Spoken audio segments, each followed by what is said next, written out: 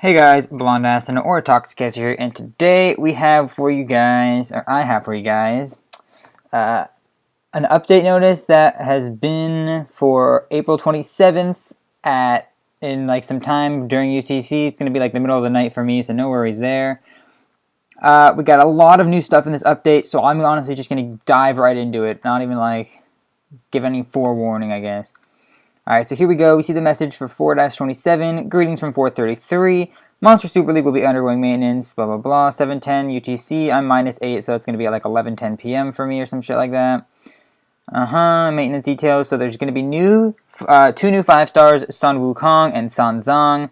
Sanzang is like Balrona. It can only be summoned during the Heroes Festival.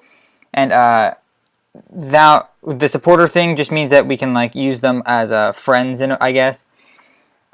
And yeah, so I'm actually going to be going through their skills right now. We can see right here, Sanzang skills and Sun Wukong skills. I'm just going to be giving my opinion on them.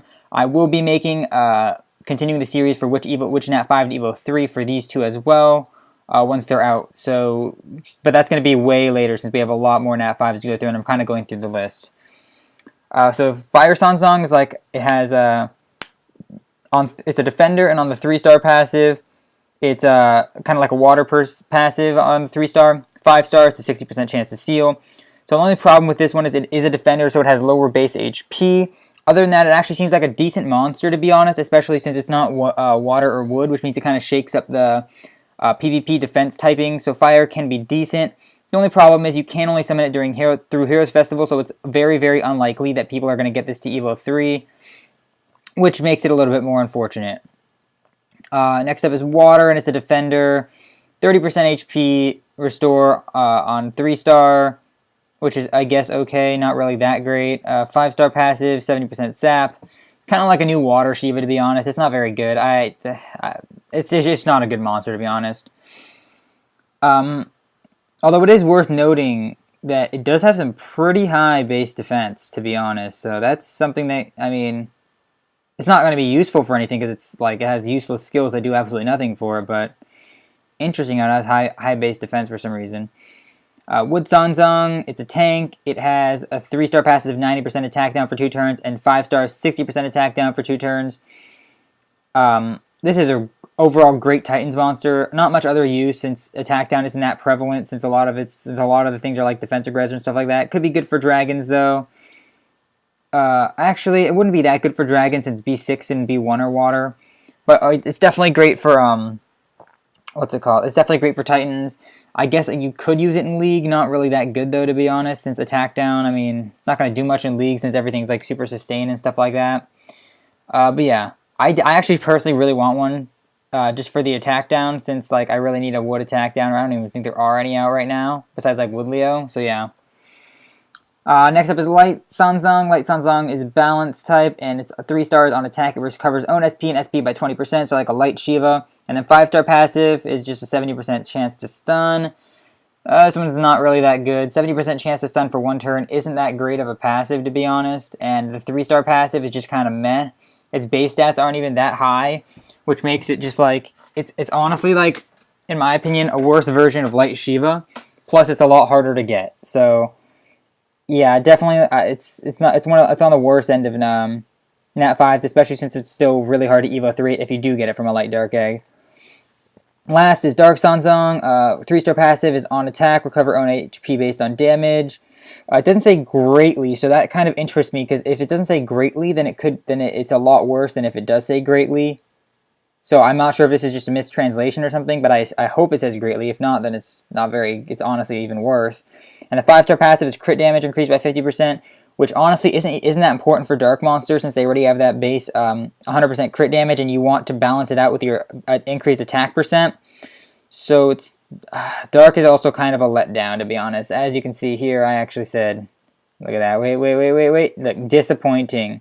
Look at that. You guys saw my earlier comments. Yeah, all these are pretty disappointing. Fire can be okay, honestly. For League, Wood can be good for Titans, but even Light and Dark are pretty bad, honestly. And yeah, it's just not that great. I'm gonna be pretty sad if I get one during this Heroes Festival. Next up, we have Sun Wukong's skills. Fire is an attacker. 3-star passive, increased damage by 40%. 5 stars, Courageous Strike. So it's just like the only Fire Courageous Strike monster. Pretty cool that's the only Fire Courageous Strike monster. But then again, Wood Titan's already kind of like pretty easy, I guess. So like, it's not that good, honestly. So it's whatever. Plus it's an attacker, so not as many Courageous Strikes get off. Next up is Water. Water on 3-star on attack, greatly recover 8 own HP. Yeah, there it says greatly, so I'm assuming that the other one isn't greatly. And on attack, okay, so it's like this one's like a wood wild thing, a fire wild thing, but a water thing, and it's balanced instead, which is interesting to say the least. I don't think it's going to be very good. 3 and 5 star. I mean, it could be good for like, it could be good for auto. It could be good for auto runs possibly. And the only other thing that I would say is that it could be good for is like, I don't think it's going to be good for League. This thing is not. This thing is definitely not like an Astromon League monster, but I mean it could be used in could it in Titans? I'm thinking it could be used, but the 5-star passive on attack recover on HP based on damage done. I'm assuming the 5-star is AOE. And since it's not greatly, I don't even know if it would restore all of his HP on the 5-star. If it did, that could be decent for Titans, but we'll have to see for that one.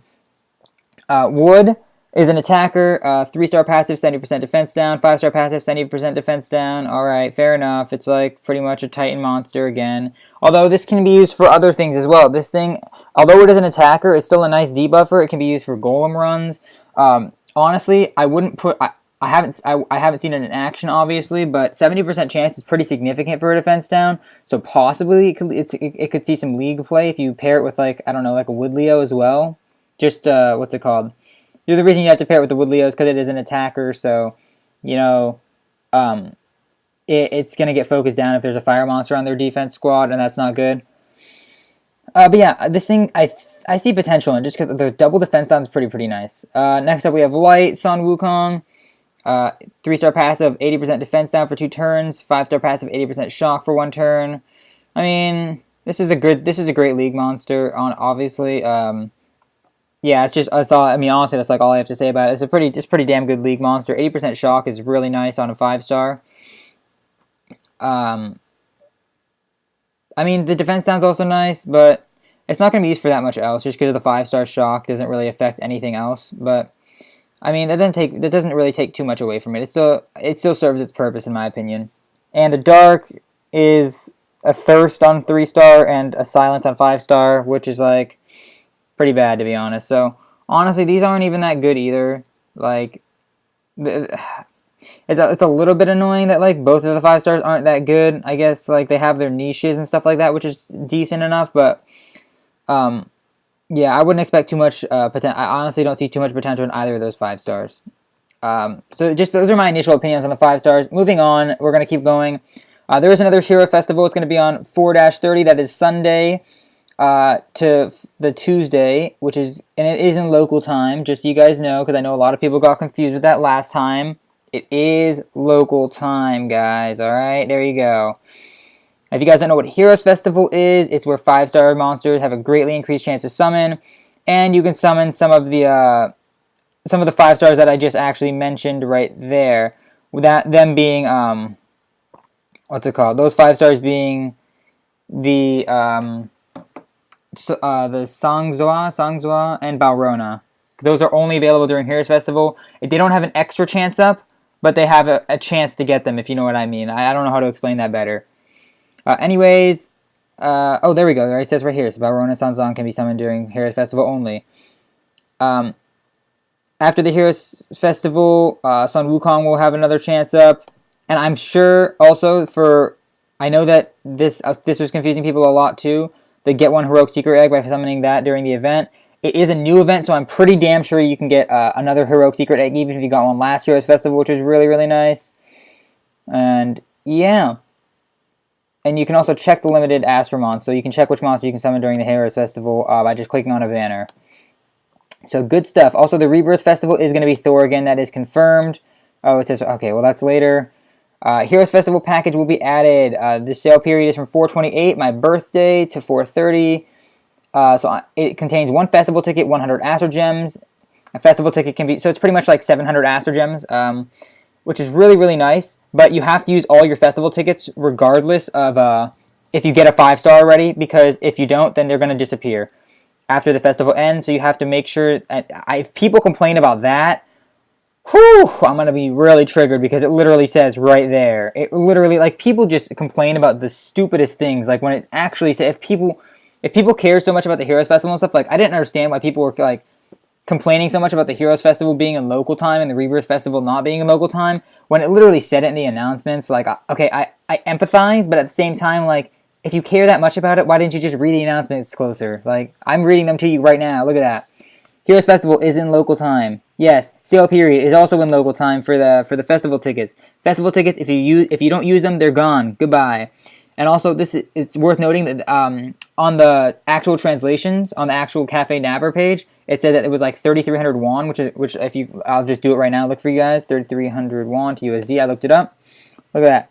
That's about $2.9. So it's probably going to be $2.99 for 700 Astro Gems. So that's an insane deal. So I would definitely recommend buying if you're going to do that.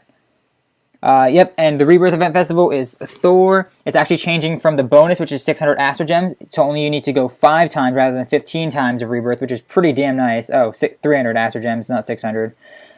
But yeah, that's really nice, because pretty much, like, people who summoned 15, that's pretty crazy, to be honest. I can't see that. I can't see that. All I summoned was 4 times. I might summon a couple more. We'll see. Heroes Festival Rebirth notice for more info. Yep, balancing adjustments. Astrons will be balanced. I'll go over those later. Golem Dungeon difficulty. Okay, so this was very interesting. All right, did they say here? They did say here. So we're gonna go over that at the end as well. The Golem Dungeon stuff, and I'm gonna say my thoughts on that later. Same with those, all of those. Yep. Anyways, new random matching system added. So random matching pretty much is, let's see. Do they have an image of that here? I don't think they do. No, they don't. Okay, they definitely don't.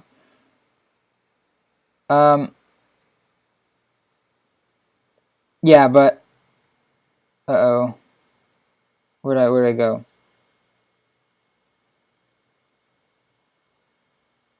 Ah, there we go. Okay, so random matching system, basically it's you get double points and you lose the same amount of points. So basically you can find people and it's random. You have to choose your team before you see who you're battling. And it pretty much just gains you double the amount of points that you would gain from like a maximum person's battle. When I say maximum persons, I mean someone that's like going to be like number 1 on your list. So you gain 20 points if you win, and you only lose 5. It's only for Diamond 3s and above. And the random matching system is just when you get past Diamond 3, it'll appear at the top of your thing. So basically, after choosing a random opponent, the battle can be started, which is pretty cool. I think it'll help people get back into Heroes. Also, Holy Gleams will be added for champions. That's not challengers, it's champions, which means only the top guy, which is pretty shitty if you ask me, mainly because, I mean, to be honest, like, the top guy doesn't really need them anyways. Like, that's just kind of like, I guess, incentive for more people to try to get number 1, but the people that can actually get number 1 don't really need the Gleams anyways, to be honest. They're just, like, I don't think I can get number 1 right now, but yeah, it's a little disappointing, to be honest. They upgraded UI. After that, they updated UI. Dark Pinelo ended. Yep, nothing like that. Locked Astromons can be moved to Sword without unlocking. That's great. Gold reward. That's great. Boss of Resistance. That's great. Great. Everything can work. Awesome like that. And then there's just a little bit of bug fixes. Sweet. So now we're going to go over the Golem changes, actually. So the Golem changes is just basically this. B1 is B1 is changing from fire to light. B1 and 6 are now light. B2 and 7 are actually going to be wood, which I really do like. And the main reason for that, the main reason that I like that change is because there's a lot more fire attackers than there are wood attackers, so it's going to make things a lot easier to break into B7. B3 and B8 are changing from light to fire, which I do like, because I feel like B8 was way too easy to farm for squares because you could just use dark attackers and burst it down. It's probably healthier for the game overall, to be honest. Even though like it's probably going to nerf my B8 runs, but it's whatever. B9 is changing from wood to water. Again, I do like that because I like B7 through 9 being the three, like, actual, like, I guess, base elements. And the reason for that is so that you can't really take advantage of the light and dark units, like extra stats and stuff like that, being crit chance and crit damage on the dark, which was a huge thing. Other than that, Golem can now be taunted, thirsted. Golem's resist is only 50%, which is nice. Golem's HP will increase up to 25%, which is pretty significant. And the thing about that's really significant is that, what's it called? The thing about that's really significant is that now you really have to use more debuffers rather than just like brute forcing your way through, like defense downers, which is pretty, it'll alter people's teams. I don't think it'll affect late game players' teams that much or to timings, honestly. But it's definitely something that's worth keeping in mind as we move forward to how you develop your Golems teams. Moving on, was there anything? Yes, here's the bound. Oh, wait, no. Oh, okay, so it just changed. Okay, this is just talking about the changes of the elements and stuff like that. Also, cool stuff, Starstone and Special Elemental Dungeons are actually getting nerfed. So they're going to be a lot easier, which is going to be... I never understood why they were so hard, to be honest. Like, they're supposed to be, like, for new players, it was, like, so incredibly hard. I know because one of my friends is, like, a very, very new player. It's so hard to get your first 6-star and stuff like that. Like, he has his first, and now he's really struggling to get his second and stuff like that. Makes it so much easier. Lowering 20 levels is a huge thing. Lowering 15 levels on the lower monsters, too, is also really big. So I'm really happy that they did that. I don't know what this is for Tower of Chaos. It's probably, like, just something really dumb, but... Oh, I don't understand why people are struggling with 450. It's just a stupid water sheet, which just brings sustain. Whatever. Maybe I'm just too good. I don't know. Anyways, moving on to the Astromon balancing notice. Basically, there's a lot of changes. First off, Wood Nightmare 5-star passive goes from 100% taunt to 10% of HP restored to allies. It's a defender. It's not going to be that significant. Wood Nightmare is still pretty ass, to be honest. Water Shiva has a 80% chance recovery down on a 5-star to 80% sap for 2 turns, so they arguably made it even worse because, I mean, it's shit. Who cares about sap, right? Light Banshee, so yeah, both of those got, like, updates, but they're like horrible fucking updates. Like, honestly, who gives 2 shits about either of those? Like, really? Like, come on, if you're gonna change them, like, at least make them semi-usable, right? Anyways, Light Banshee 60% to 70%, not that big of a deal. Dark Banshee 80% to 100% for saps, not that big of a deal. Dark Tiger 30% SP to HP and SP by 20%. I mean, that's a decently big deal. It's pretty nice. Light Loki got a huge buff, 70% chance for attack down for 1 turn to 60% for 3 turns. A huge buff for Titans, really, really nice. Dark Loki went from 5-star HP aggression to 70% chance of seal, so now it's like a double sealer, right? Which is like, I mean, whatever. It's not going to be useful anyways. Dark Yuki, 3-star went from 80% chance to reduce SP, so that's 80% thirst to a 30% thirst, which is like, okay, whatever. 5-star is 80% petrification for 80% 2 sap, so they just like even made that worse. Dark Yuki, come on. Dark Vampire is still shit.